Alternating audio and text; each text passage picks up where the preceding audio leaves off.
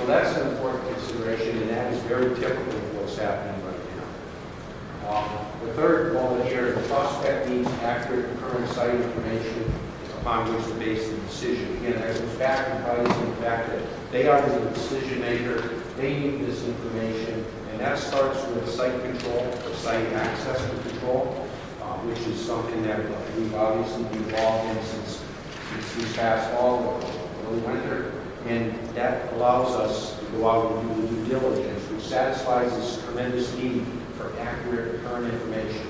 And the aspects that we've been focused in on, just so you know, are things such as survey, we need an existing conditions plan, we need to understand where utilities are. Holyoke's just very, very fortunate due to the efforts of HPCC in the past that you have very ubiquitous service of fiber optic capacity in those utilities. You also have access to obviously all the basic necessities of natural gas and others.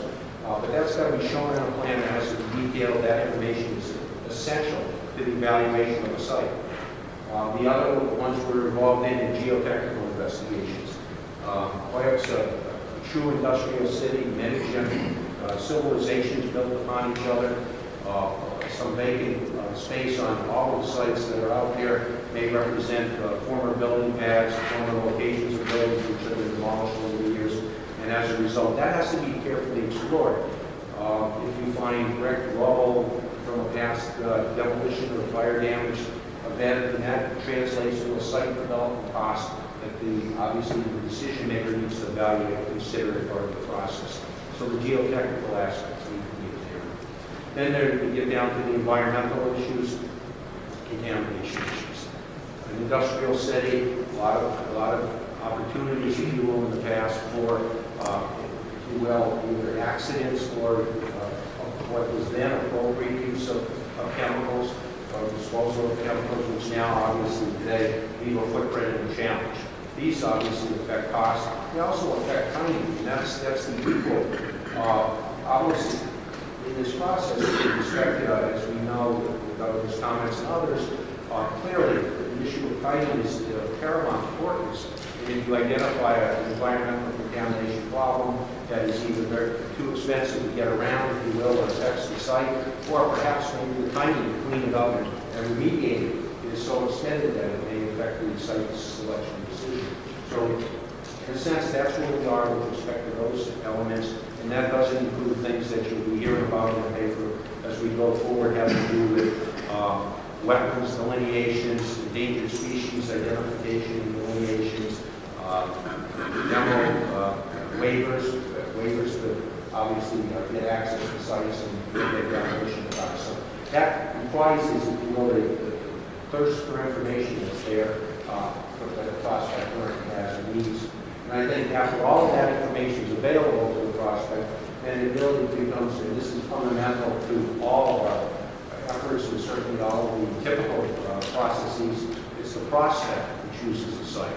And I think that's an important final closing comment from us from the perspective of the process, is that it's really the prospect, and in this case, that's the consortium who will choose the site.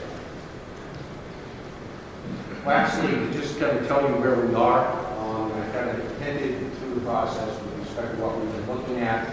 Obviously, we've been operating at the direction of the consortium, the prospect, identifying and, if you will, examining the site considerations that are most important to them at this point in time. Progress has been made through the winter, even though it's quiet and there's not a lot of press reports regarding site selection, site evaluation, and activities. We've been into your community, we've been in there with consultants and drilling rigs and boring rigs and monitoring wells and the like, trying to grasp that information. We've got that first information that has to be identified fairly quickly, and we're trying to do that.